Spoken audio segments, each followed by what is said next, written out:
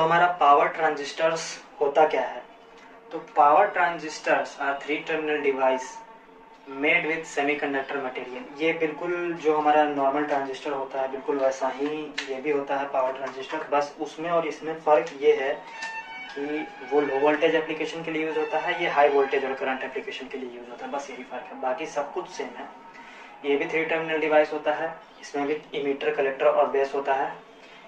ये डिवाइस जो होता है हमारा बिल्कुल वैसे ही काम करता है कि इसके भी किसी एक टर्मिनल पे आप वोल्टेज और करंट का इनपुट देते हैं तो ये बाकी दो टर्मिनल्स के करंट वोल्टेज आउटपुट को कंट्रोल करता है। तो ये भी एनपीएन और पीएनपी टाइप का होता है। हमारा जो पावर ट्रांजिस्टर है वो डिफरेंट वेराइटीज़ में अवेलेबल है, डिफरेंट पावर रेटिंग्स के साथ, डिफरेंट स्विचिंग स्पीड रेटिंग्स के साथ अवेलेबल है हमारा पावर ट्रांजिस्टर। तो ये क्लासिफिकेशन इसका अगर हम लोग देखें तो ये टोटली हमारा इतने टाइप्स का होता है, हालांकि और भी टाइप्स का होता है लेकिन हम लोग इतना ही पढ़ना है तो हम लोग इसी पे फोकस करेंगे, बीजेटी, एफईटी, मॉसफेट और आईजीबीटी पे। Now we will learn about construction of power transistor. तो जैसा कि हम लोग देख सकते हैं, it is constructed with three doped semiconductor regions. तीन टाइप के सेमीकंडक्टर को डोप करके इसको बनाया जाता है। तीन टाइप के सेमीकंडक्टर रीजन्स इसमें होते हैं जो कि हमारा वैसे तो पावर ट्रांजिस्टर दो टाइप का होता है, पीएनपी और एनपीएन। इसमें से मैंने एनपीएन का एग्जांपल लिया है। तो यहाँ पे आप देख सकते हैं कि दो एन टाइप सेमीकंडक्टर्स और दूसरा P type semiconductor. N type semiconductor के बीच में पी टाइप सेमीकंडक्टर को सैंडविच करके बनाया जाता है और इसमें दो हमारे डिप्लीशन लेयर्स फॉर्म होते हैं, एक ये और दूसरा ये। तो ये दोनों डिप्लीशन लेयर्स फॉर्म होते हैं और इसके साथ साथ यहाँ पे दो हमारे जंक्शंस भी बनते हैं। There are two junctions, emitter based junction and collector based junction, third point में लिखा हुआ है। और कैसे इसका कंसंट्रेशन होता है उसके बारे में अगर मैं बात करूँ तो हमारा जो इमीटर होता है वो हाईली डोप्ड होता है, इमीटर इज हाईली डोप्ड। और जो कलेक्टर रीजन होता है वो मॉडरेटली डोप्ड होता है और बेस रीजन लाइटली डोप्ड होता है। मतलब कहने का मतलब है कि जो हमारा बेस होगा, जो मतलब सेंट्रल पार्ट होता है, ये बेस है। तो जो बेस है वो काफी लाइटली डोप्ड है, देखो काफी थिन है, ये बहुत ही पतला है, काफी थिन है, तो ये बहुत ही लाइटली डोप्ड है। और इमीटर जो है वो हेवीली डोप्ड होता है। ये इमीटर काफी हेवीली, इसमें मतलब कि इसमें चार्ज कैरियर्स का कंसंट्रेशन बहुत ज्यादा हाई होता है। और जो हमारा कलेक्टर होता है वो मॉडरेटली डोप्ड होता है, इसमें चार्ज कैरियर का कंसंट्रेशन मतलब डेंसिटी हाई नहीं होता है। चार्ज कैरियर्स मतलब इलेक्ट्रॉन्स या फिर होल। तो और इसमें दो हमारा जंक्शन फॉर्म हो जाता है, J1 और J2, जहाँ पे डिप्लीशन लेयर्स होते हैं। एक इमिटर बेस्ड जंक्शन, दूसरा कलेक्टर बेस्ड जंक्शन। दो टाइप का होता है, पीएनपी और एनपीएन। एनपीएन में पी टाइप सेमीकंडक्टर को एन टाइप सेमीकंडक्टर के बीच में सैंडविच किया जाता है और पीएनपी में दो पी होंगे। अगर मैं पीएनपी की बात करूँ तो पीएनपी में हमारे दो पी टाइप हो जाएंगे जिनके बीच में एन टाइप सेमीकंडक्टर को सैंडविच किया जाएगा। यहाँ पे मैंने एनपीएन का एग्जाम्पल लिया है। जो ब्लू वाले हैं डॉट्स वो सारे होल्स हैं और ब्लैक वाले इलेक्ट्रॉन्स हैं। पी टाइप सेमीकंडक्टर के अंदर जो चार्ज कैरियर्स होते हैं वो हमारे होल्स होते हैं और एन टाइप में इलेक्ट्रॉन्स होते हैं। तो ये था कंस्ट्रक्शन। अब हम लोग बात करेंगे इसके वर्किंग के बारे में। वर्किंग से पहले हम लोग इसके सिंबल के बारे में जान लेते हैं कि इसको किस तरीके से रिप्रेजेंट किया जाता है। तो दोनों टाइप की मैं यहाँ पे बात करूंगा, पीएनपी और एनपीएन दोनों। पहले एनपीएन की बात कर लेता हूँ।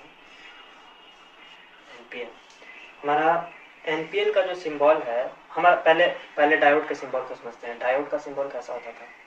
इस टाइप का होता था, ये डायोड था। लेकिन ट्रांजिस्टर में खेल थोड़ा सा चेंज हो जाता है। ट्रांजिस्टर इस टाइप से बनता है,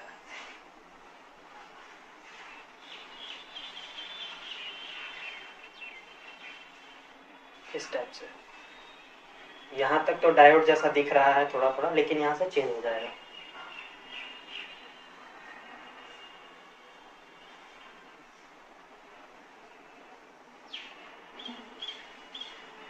इस टाइप से बनता है, जिसमें ये जो पार्ट, सेंट्रल पार्ट हमारा होता है वो बेस, ये कलेक्टर और ये इमीटर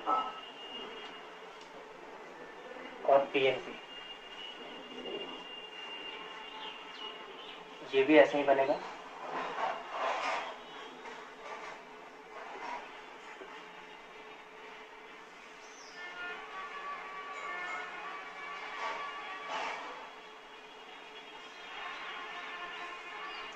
पीएनपी और एनपीएन में जो डिफरेंस है दोनों के सिंबल में, उसको समझने के लिए हम लोगों को पहले इसका वर्किंग समझना पड़ेगा।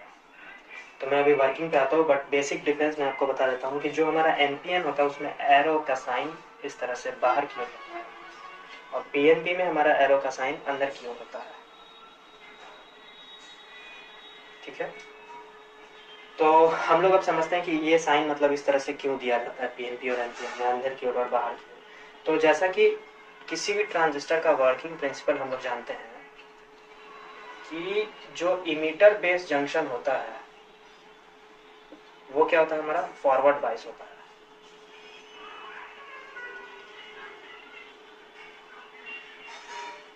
फॉरवर्ड बायस होता है, ठीक है। फॉरवर्ड बायस का मतलब क्या हुआ कि पी टाइप सेमीकंडक्टर और एन टाइप सेमीकंडक्टर के बीच में जो इलेक्ट्रिक फील्ड है उसमें इलेक्ट्रॉन्स का जो फ्लो ऑफ करंट है वो इस तरह से होगा, मतलब पी टू एन साइड होगा। ठीक है, तो ये होता है। तो वही चीज यहाँ पे भी होगा, हमारा बेस और इमीटर, ठीक है, इमीटर बेस का जंक्शन जो है ये फॉरवर्ड बायस होना चाहिए। तो जैसा कि एनपीएन में हम लोग देखे हैं कि पी टाइप जो है वो बेस है, ठीक है, बेस ये क्या है, पी टाइप, और ये एन जो है वो इमीटर है, एन टाइप। ठीक है, तो ये फॉरवर्ड बायस कब होगा, जब पी से एन की तरफ फ्लो करेगा हमारा करंट, ठीक है, मतलब इलेक्ट्रॉन। तो ये हमारा हो गया फॉरवर्ड बायस। इसी तरह इसीलिए हम लोग क्या करते हैं कि एनपीएन में ये एरो बाहर की ओर लगाते हैं, और उसी का उल्टा पीएनपी में एरो अंदर की ओर हो जाता है। इसमें देखो हमारा बी क्या है, एन है, ई क्या है, पी है। इसमें फॉरवर्ड बायस इस तरह से होगा, देखो एरो। तो ये था हमारा सिंबल के बारे में। अभी हम लोग समझते हैं इसके वर्किंग प्रिंसिपल के बारे में। तो वर्किंग को हम लोग समझते हैं कि कोई भी ट्रांजिस्टर काम कैसे करता है। तो सबसे पहले कोई भी ट्रांजिस्टर कैसे काम करता है, ट्रांजिस्टर क्या है, एक तरह का स्विच है कि नहीं। तो स्विच कैसे काम करता है, जैसे हम लोग स्विच को क्लोज करते हैं, एक स्विच बनाते हैं, स्विच को जैसे हम लोग क्लोज करते हैं वो क्या करता है, फ्लो ऑफ करंट को जो है गवर्न करना स्टार्ट कर देता है, और जैसे ही ओपन करते हैं करंट का फ्लो रुक जाता है। ट्रांजिस्टर इसी तरह का होता है, थोड़ा सा सिमिलर होता है, इसी तरह का होता है, लेकिन वो क्या है कि ट्रांजिस्टर का थोड़ा काम करने का तरीका जो है वो थोड़ा अलग होता है, पर है ये एक तरह का स्विच। इसको समझने के लिए पहले एक ट्रांजिस्टर बना लेते हैं। एनपीएन का एग्जांपल लेते हैं।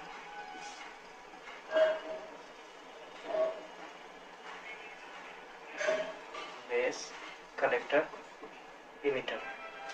तो ये इस तरह से काम करता है कि जैसे ही हम लोग बेस में कोई सप्लाई देंगे, मतलब बेस और इमीटर को फॉरवर्ड बायस मोड में करेंगे, ठीक है, इसका प्रिंसिपल यही है काम करने का कि बेस इमीटर जंक्शन जो होगा वो हमारा फॉरवर्ड बायस होगा, मतलब बेस इमीटर जंक्शन जो होगा वो फॉरवर्ड बायस होगा। ठीक है, और base emitter junction forward bias होगा, लेकिन reverse biased collector base junction होगा, मतलब बेस कलेक्टर जंक्शन जो होगा वो रिवर्स बायस होगा। ठीक है, उसको अभी हम लोग समझेंगे उस डायग्राम से, हमारे सेमीकंडक्टर वाले डायग्राम से, लेकिन पहले हम लोग इसे काम करने के तरीके को समझते हैं, इसका वर्किंग कैसे ये काम करता है उसको समझते हैं पहले। तो बेस इमीटर जब फॉरवर्ड बायस होगा हमारा, बेस इमीटर फॉरवर्ड बायस होगा तो करंट यहां से यहां फ्लो करेगा। तो पहले हम लोग क्या करते हैं, बेस इमीटर को फॉरवर्ड बायस कर देते हैं। बेस हमारा क्या है, पी टाइप। तो फॉरवर्ड बायस कब होगा, जब पी टाइप से में जोड़ेंगे और नेगेटिव में जोड़ेंगे एन टाइप को।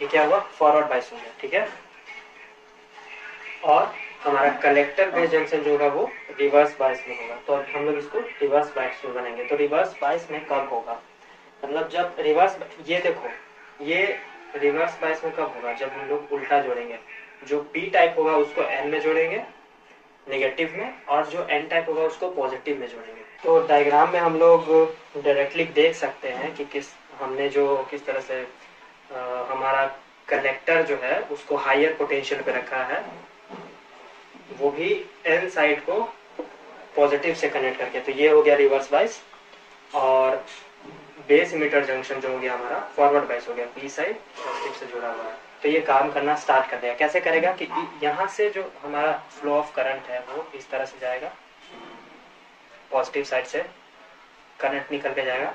इलेक्ट्रॉन्स का डायरेक्शन करंट के डायरेक्शन के अपोजिट होता है कन्वेंशनली, तो यहाँ पे डायरेक्शन ऑफ करंट ये होगा, ठीक है, इस तरह से। इलेक्ट्रॉन्स इधर से फ्लो करेंगे बट करंट इस तरह से फ्लो करेगा, इस तरह से। और यहाँ पे हमारा करंट का डायरेक्शन इस तरह से होगा अंदर की, और यहाँ पे करंट का डायरेक्शन इस तरह से। तो ओवरऑल हमारा करंट का डायरेक्शन क्या है, ये इस तरह से सर्कुलेट कर रहा है, मतलब सर्किट जो है वो हमारा ऑन है, काम कर रहा है, करंट फ्लो कर रहा है। यहाँ से करंट इस तरह से निकला, अंदर आया, यहाँ से करंट आया और ओवरऑल इमिटर से करंट आउट होकर निकल गया। ये पोटेंशियल हाई है, ये पोटेंशियल इसके मुकाबले कम है। यहाँ पे हमने थोड़ा सा सप्लाई दिया तो ये करंट फ्लो कलेक्टर और लिमिटर के बीच में स्टार्ट हो गया, ठीक है। तो ये इस तरह से स्विच की तरह काम करता है। तो यहाँ पे गवर्न कौन कर रहा है, बेस कर रहा है। यहाँ के सप्लाई को गवर्न करके हम लोग यहाँ के सप्लाई को कंट्रोल कर सकते हैं। तो ये इस तरह से स्विचिंग का काम करता है, काम इस तरह से करता है। अब मेन पॉइंट ये है कि यहाँ से अगर हम लोग काट देते हैं, ऑफ हो गया, तो यहाँ से सप्लाई नहीं जाएगी, ये दोनों फॉरवर्ड बायस नहीं हो पाएगा, रिवर्स बायस नहीं हो पाएगा, फ्लो ऑफ करंट रुक जाएगा, क्योंकि यहाँ पे इलेक्ट्रिक फील्ड ही नहीं बनेगी, ये दोनों फॉरवर्ड बायस नहीं हो पाएगा, तो ये काम नहीं करेगा। इसको और अच्छे से समझने के लिए हम लोग डायग्राम को समझेंगे, जो हमारा सेमीकंडक्टर वाला डायग्राम है उसके मदद से समझते हैं कि एक्चुअल में अंदर में क्या हो रहा है। तो ये रहा हमारा सेमीकंडक्टर वाला डायग्राम। तो इसके वर्किंग को समझने के लिए हम लोग इसको क्या करते हैं, स्टार्ट करते हैं। तो स्टार्ट करने के लिए हम लोग को क्या करना होगा, पहला प्रिंसिपल क्या कहता है कि इमीटर बेस जंक्शन जो है वो होना चाहिए क्या, फॉरवर्ड बायस। ये बेस है, ये इमीटर है और ये कलेक्टर है। तो इन दोनों को हम लोग क्या करेंगे, अभी फॉरवर्ड बायस करेंगे। तो फॉरवर्ड बायस कैसे होगा, इस तरह से एक सर्किट बना लेते हैं, कोई भी सिंपल सा।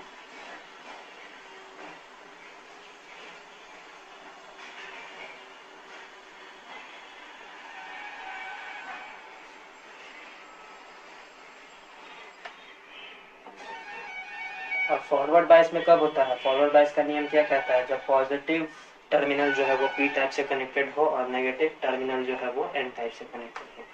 तो ये एन है, ये भी एन है और ये पी है। तो एन को हम लोग क्या करेंगे, इमिटर बेस के लिए इसको नेगेटिव से कनेक्ट करेंगे। तो चलो इसको नेगेटिव से कनेक्ट करते हैं, इसको हम लोग नेगेटिव से कनेक्ट करेंगे।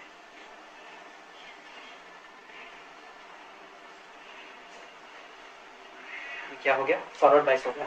तो इसको काम करना चाहिए और ये करेगा नहीं। क्यों नहीं करेगा, क्योंकि ये जो एन टाइप है वो पी टाइप से कनेक्टेड है, ठीक है। ये जो एन टाइप है, यहाँ से इलेक्ट्रॉन्स इस साइड नहीं जंप कर पाएंगे, तो करंट का फ्लो ऐसे नहीं बन पाएगा, समझे। मतलब यहाँ के इलेक्ट्रॉन्स जो हैं वो यहाँ से इधर जंप कर सकते हैं क्योंकि इधर होल्स है और इधर इलेक्ट्रॉन्स है, लेकिन यहाँ के इलेक्ट्रॉन्स के साइड तो नहीं जा सकते हैं क्योंकि नेगेटिव रिपेल करता है। यहाँ पे जो जंक्शन है, डिप्लीशन लेयर है, वहां पे इलेक्ट्रॉन्स के आने के बाद वो नहीं हो पाएगा, सैचुरेशन नहीं हो पाएगा। तो जैसे डायग्राम में हम लोग देख सकते हैं कि यहाँ पे हमारा इलेक्ट्रॉन्स है और ये होल्स है। तो जब हम लोग इसको सप्लाई से कनेक्ट करेंगे नेगेटिव और पॉजिटिव से, तो इलेक्ट्रॉन्स इधर है, तो इलेक्ट्रॉन्स इधर से इलेक्ट्रॉन्स का कंसंट्रेशन बढ़ेगा क्योंकि नेगेटिव साइड है, तो इलेक्ट्रॉन्स इधर जंप करने का टाइम है। तो कुछ इलेक्ट्रॉन्स इधर जाएंगे जंप करके, ठीक है, और वो होल्स के साथ कंबाइन करके सैचुरेट करेंगे। तो इससे क्या होगा, हमारा इमीटर बेस जंक्शन पे फ्लो ऑफ करंट इस्टेब्लिश होगा और वही फ्लो ऑफ करंट हमारा क्या होगा, आईबी बेस करंट, ठीक है। और ये जो इमीटर के साइड से करंट फ्लो करेगा वो इमीटर करंट होगा, ठीक है। लेकिन ऐसा होगा नहीं, कब तक, जब तक कि यहाँ पे हमारा इलेक्ट्रॉन जो है वो होल्स के साथ सैचुरेट न करे, मतलब इस साइड जाए ना, तो करंट फ्लो करेगा नहीं। लेकिन इसको करवाने के लिए हम लोग क्या करेंगे, ये तो मतलब फॉरवर्ड बायस है, ये इसको तो होना है, लेकिन ये यहाँ पे नहीं पहुंच पाएगा, तो ओवरऑल करंट जो है वो फ्लो नहीं कर पाएगा, ठीक है। तो उसके लिए हम लोग क्या करते हैं कि एक और बैटरी को कनेक्ट करते हैं ऊपर में।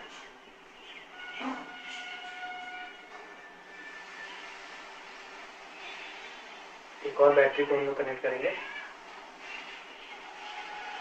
देखो ये क्या हुआ, इमीटर और बेस यहाँ भी फॉरवर्ड बाइस है, ठीक है। तो ये क्या कर रहा है ना कि हमारा इमीटर और बेस को फॉरवर्ड बाइस करके यहाँ पे एक इलेक्ट्रिक फील्ड स्टैब्लिश कर रहा है, जिससे क्या होगा कि इलेक्ट्रॉन्स हमारा इस साइड तो जंप करेंगे, ठीक है। इस बैटरी के एप्लीकेशन से इन इलेक्ट्रॉन्स के पास इतनी काइनेटिक एनर्जी आ जाएगी कि वो यहाँ जंप करके सीधा इधर कोइंसाइड करने लगेंगे और वो यहाँ जंप कर जाएंगे। तो यहाँ से कुछ इलेक्ट्रॉन्स जब यहाँ से यहाँ आ गए अपने, क्योंकि उनका काइनेटिक एनर्जी बढ़ गया था, तो जब इस साइड आ जाएंगे एन टाइप में, मतलब कलेक्टर के साइड में, तो यहाँ पे आने के बाद क्या होगा कि यहाँ इलेक्ट्रॉन्स का कंसंट्रेशन बढ़ने लगेगा। तो ये क्या करेगा, पॉजिटिव टर्मिनल उनको ऑब्जॉर्व कर लेगा उन इलेक्ट्रॉन्स को और फ्लो ऑफ करंट गवर्न हो जाएगा। तो इस तरह से क्या होगा कि हमारा ओवरऑल सर्किट काम करने लगेगा। ये हमारा फ्लो ऑफ करंट गवर्न हो गया, क्योंकि यहाँ से जो इलेक्ट्रॉन्स थे वो तो इलेक्ट्रॉन्स इस तरह से इसमें सबमर्ज हो रहे हैं और इलेक्ट्रॉन्स के अपोजिट में करंट का डायरेक्शन होता है फ्लो का। तो देखो करंट ऐसे फ्लो कर गया और यहाँ पे भी करंट का डायरेक्शन ऐसे होगा, क्योंकि यहाँ से इलेक्ट्रॉन्स जो है वो यहाँ पे डेंसिटी बढ़ा रहे होंगे और इनके पास काइनेटिक एनर्जी कैसे बढ़ेगी, हमारे बेस और इमीटर के बीच में जो सप्लाई स्टैब्लिश हुआ है उसकी वजह से। तो ये क्या कर रहा है, इनको इनफ एनर्जी दे रहा है ताकि ये कलेक्टर और इमीटर के बीच में करंट को जो है फ्लो करवा सके। तो ये इस तरह से काम करता है। तो यहाँ पे देखो वही चीज हो रहा है जो इसके पहले हम लोग समझे थे। जैसे ही हम लोग बेस में सप्लाई दे रहे हैं, कलेक्टर और इमीटर के बीच में सप्लाई स्टार्ट हो गया। ये कम है पोटेंशियल और ये पोटेंशियल ज्यादा है, और इनिशियली यहाँ पे हमारा रूल भी फॉलो हो रहा है कि हमारा इमीटर बेस जंक्शन जो है वो फॉरवर्ड बाइस है और कलेक्टर बेस रिवर्स बाइस है। तो इस तरह से हमारा जो है वो काम करता है। एक एग्जांपल लिया था मैंने, पीएनपी में जस्ट इसका उल्टा हो जाएगा और वो भी ऐसे ही काम करेगा। तो अभी हम लोग इसको थ्योरेटिकली जो है लिखेंगे नोट्स की तरह। तो ये रहा हमारा रिटन मैनर में वर्किंग। इसमें वही चीज को हमने बस लिख दिया है वर्ड्स में। The emitter base junction is forward bias whereas the collector base junction is reverse bias. तो जो प्रिंसिपल है पहला हमारा वही है, पहली लाइन में लिखा होगा कि इमीटर बेस जो है वो फॉरवर्ड बाइस होना चाहिए और कलेक्टर बेस रिवर्स बाइस होना चाहिए। विद द फॉरवर्ड बाइस इमीटर बेस जंक्शन, जो हमारा इमीटर बेस जंक्शन है जब वो फॉरवर्ड बाइस होगा, the flow of electrons from the N type emitter into the P type base, क्या होगा, हमारा इलेक्ट्रॉन कैसे फ्लो करेगा, एन टाइप इमीटर से पी टाइप बेस की तरफ। जो हमारा डायग्राम था कुछ इस टाइप से था, हमारा इमीटर था, ये बेस था और ये कलेक्टर था, यहाँ से यहाँ फ्लो कर रहा था। क्यों, क्योंकि हमने यहाँ पे इमीटर बेस को फॉरवर्ड बाइस करके रखा था, ठीक है।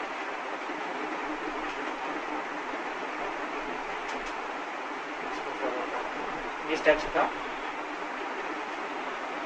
N type emitter the P type base. This constitutes the emitter current I as the electrons, ये इलेक्ट्रॉन्स का सिंबल है, electrons flow through the base. तो इससे क्या होगा कि हमारा इलेक्ट्रॉन बेस के थ्रू ऐसे फ्लो करेगा, ठीक है। तो वो क्या होगा, हमारा इमीटर करंट बन जाएगा, क्योंकि वो इमीटर से गवर्न हो रहा है ना, तो इमीटर करंट बन जाएगा, ठीक है। And tend to combine with the holes, और ये हमारे इलेक्ट्रॉन्स क्या करेगा कि यहाँ जो पी साइड में हमारे होल्स है उनके साथ कंबाइन कर देगा, मतलब सैचुरेट करने लगा। तो इमीटर करंट जो है वो फ्लो करेगा, ठीक है, इसकी वजह से, ठीक है। और ये क्या करेगा, हमारा जो हमने ऊपर में सर्किट लगाया था वो उसके इलेक्ट्रिक फील्ड को इनहेंस कर देगा, बढ़ा देगा। तो जैसे ही हम लोग बेस में सप्लाई कनेक्ट करेंगे, वही चीज हमने since the base is lightly dope, मतलब बेस जो है वो लाइटली डोप है, उसका चार्ज कैरियर डेंसिटी बहुत ही कम है, उसके अंदर होल्स कम है, ज्यादा नहीं है। Only a small number of electrons, मतलब काफी छोटे अमाउंट ऑफ इलेक्ट्रॉन, सिर्फ 5% क्या होंगे ना कि कंबाइन होंगे, सिर्फ 5% ही combine with the holes to constitute the base current IP। Base current बनाने के लिए सिर्फ 5% ही इलेक्ट्रॉन्स जो है वो कंबाइन कर पाएंगे हमारे बेस में, और बाकी के जो 95% है वो नहीं करेंगे कंबाइन। तो वो 95% कहाँ जाएंगे, वो 95% इलेक्ट्रॉन्स क्या करेंगे कि अपने बढ़ी हुई काइनेटिक एनर्जी की वजह से जंप कर जाएंगे कहाँ पे, कलेक्टर साइड में। 95% electrons reaches to the collector region due to the high kinetic energy, K kinetic energy को रिप्रेजेंट करते हैं, achieved by the electric field. ये इलेक्ट्रिक फील्ड का साइन है, इस तरह से इलेक्ट्रिक फील्ड का साइन ऐसा होता है। अगर आप लोग 12th पढ़े हुए, आप लोग नहीं पढ़े होंगे, ये इस तरह से इलेक्ट्रिक फील्ड को दर्शाता है। इलेक्ट्रिक फील्ड क्या होता है, इलेक्ट्रिक फील्ड इस तरह से प्लस माइनस, तो इसके बीच में क्या होगा, इलेक्ट्रिक फील्ड बन जाएगा। Electric field of base emitter forward बाइस, ये फॉरवर्ड बाइस है, एफ बी, ये फेसबुक वाला एफ बी नहीं है, एफ बी है फॉरवर्ड बाइस। मतलब जब बेस मीटर फॉरवर्ड बाइस होगा तो इलेक्ट्रिक फील्ड बनेगा, यहाँ पे बेस मीटर फॉरवर्ड बाइस होगा, इलेक्ट्रिक फील्ड बनेगा, और उसी इलेक्ट्रिक फील्ड के बनने से क्या होगा कि हमारा ये और ये दोनों मिलकर क्या कर रहे हैं, बेस मीटर को फॉरवर्ड बाइस कर रहे हैं, तो इलेक्ट्रिक फील्ड के बनने से क्या होगा, हमारा बढ़ जाएगा काइनेटिक एनर्जी हमारे, और वो जंप कर जाएंगे कहाँ पे, वो जंप कर जाएंगे हमारे कलेक्टर साइड में, और hence the I E flow in the collector circuit as I C, तो कलेक्टर करंट बन के वो फ्लो करने जाएगा। तो इस तरह से हमारा जो है वो काम करता है कि बेस में सप्लाई देते हैं, कलेक्टर करंट और इमीटर करंट कंबाइन होकर फ्लो करने लगता है। तो इसका एक बहुत ही अच्छा एप्लीकेशन है एम्पलीफायर, उसको हम लोग एप्लीकेशन के टाइम पे समझेंगे अच्छे से। अब हम लोग समझेंगे कि ऑपरेशन ऑफ पावर ट्रांजिस्टर। तो हमारा जो पावर ट्रांजिस्टर है वो दो तरह से ऑपरेट करता है, मतलब नहीं, तीन तरह से ऑपरेट करता है। तो जिसमें हमारा पहला वाला है वो एक्टिव मोड है। एक्टिव मोड में क्या होता है कि हमारा जो ट्रांजिस्टर है वो एक एम्पलीफायर की तरह काम करता है। और दूसरा है सैचुरेशन मोड। सैचुरेशन मोड में हमारा ट्रांजिस्टर पूरी तरह से ऑन होता है और वो मतलब वो एज एन एम्पलीफायर काम नहीं करता है। ये पूरी तरह से ऑन तो होता है, सप्लाई को गवर्न तो करता है, लेकिन जो हमारा कलेक्टर करंट है, जो कि हमारा कलेक्टर के साइड से करंट आ रहा था, वो सैचुरेशन करंट के इक्वल होता है। सैचुरेशन करंट के कलेक्टर करंट से इक्वल होने का मतलब ही है कि ये एम्पलीफायर की तरह काम नहीं कर रहा है, बट ये ऑन है, ये काम कर रहा है, सप्लाई इसमें से फ्लो कर रहा है। अब तीसरा है cut off mode. Cut off mode है हमारा जिसमें हमारा ट्रांजिस्टर फुल्ली ऑफ होता है, मतलब आईसी जो है वो zero, collector current zero. IC का मतलब कलेक्टर करंट, आई का मतलब इमीटर करंट, और आईबी का मतलब बेस करंट। तो इसके बारे में हम लोग बाद में अच्छे से समझेंगे जब हम लोग एप्लीकेशन पे आएंगे। तो अभी हम लोग समझते हैं कि हमारा कैरेक्टरिस्टिक्स ऑफ पावर ट्रांजिस्टर, मतलब इसका कैरेक्टरिस्टिक्स क्या क्या है। अब हम लोग आते हैं इसके वोल्टेज करंट कैरेक्टरिस्टिक्स पे, जिसको हम लोग वीआई कैरेक्टरिस्टिक्स भी बोलते हैं।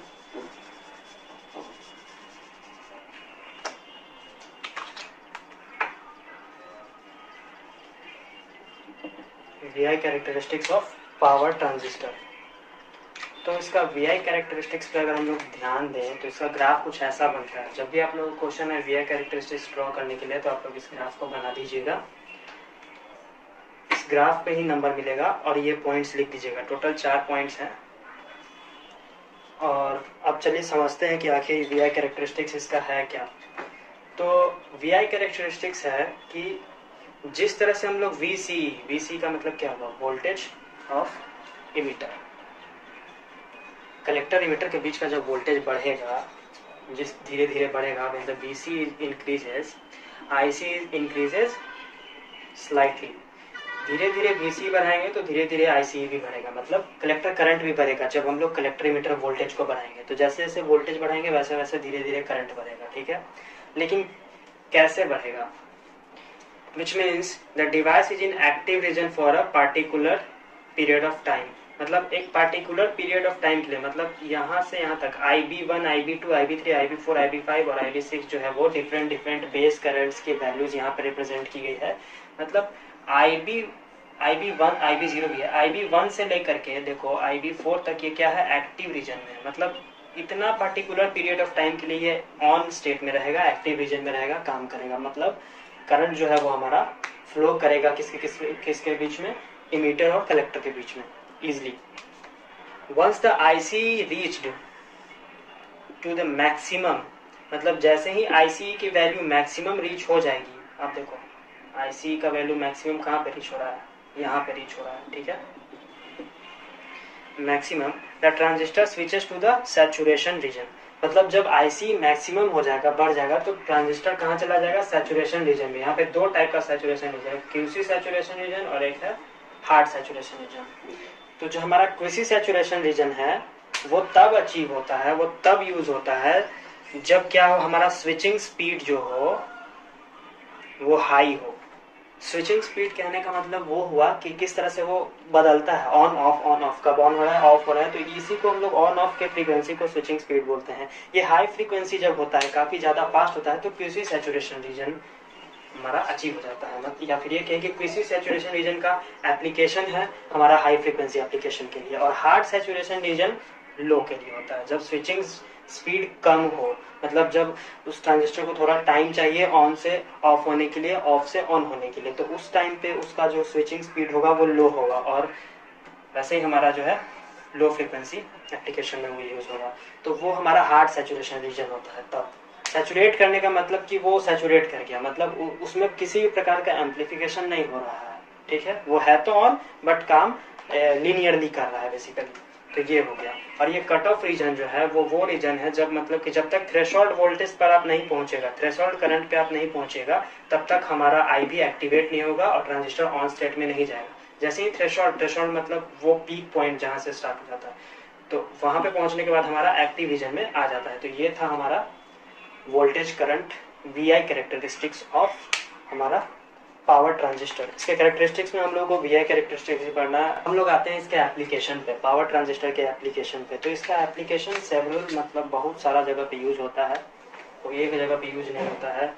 मतलब कि समझिए कि घर में मैक्सिमम अप्लाइंसेस, लगभग 90% अप्लाइंसेस के अंदर हमारा ट्रांजिस्टर यूज होता है।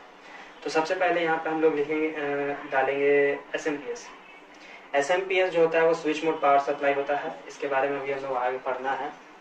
तो एसएमपीएस के अंदर हमारा इसका इस्तेमाल होता है, पावर ट्रांजिस्टर का इस्तेमाल होता है। एसएमपीएस आप लोग देखे होंगे, कंप्यूटर्स में देखे होंगे, या फिर सिंपल बोले तो मोबाइल का चार्जर, वो भी एक तरह का एसएमपीएस है, उसमें इसका इस्तेमाल होता है। रिले में यूज होता है, रिले भी एक तरह का स्विच ही होता है, उसमें भी यूज होता है स्विचिंग के लिए। कन्वर्टर्स यूज होता है, वोल्टेज कन्वर्टर्स में, पावर कन्वर्टर्स में, और पावर एम्पलीफायर्स में यूज होता है। पावर एम्पलीफायर्स मतलब जितने भी टाइप के आप लोग एम्पलीफायर्स अभी मार्केट में देख रहे हैं, जो कि ऑडियो एम्पलीफायर हो या फिर वोल्टेज एम्पलीफायर हो, उन सब के अंदर यूज होता है हमारा। एम्पलीफायर्स के अलावा ये इन्वर्टर्स में यूज होता है, स्पीड कंट्रोलर्स में यूज होता है। स्पीड कंट्रोलर्स बेसिकली मोटर का स्पीड वगैरह कंट्रोल के लिए करने के लिए इस्तेमाल किया जाता है। इन्वर्टर्स तो आप लोग जानते हैं ये घर में होता है, उसके अंदर भी यूज होता है power transistor. Power control circuits में यूज होता है, पावर कंट्रोल सर्किट्स, और सेवरल एप्लीकेशंस है, पहले वीडियो में भी बताया गया है, आप उनको लिख सकते हैं पावर ट्रांजिस्टर के एप्लीकेशन में। अगले वीडियो में हम लोग कवर करेंगे एफईटी, मॉसफेट, आईजीबीटी वगैरह।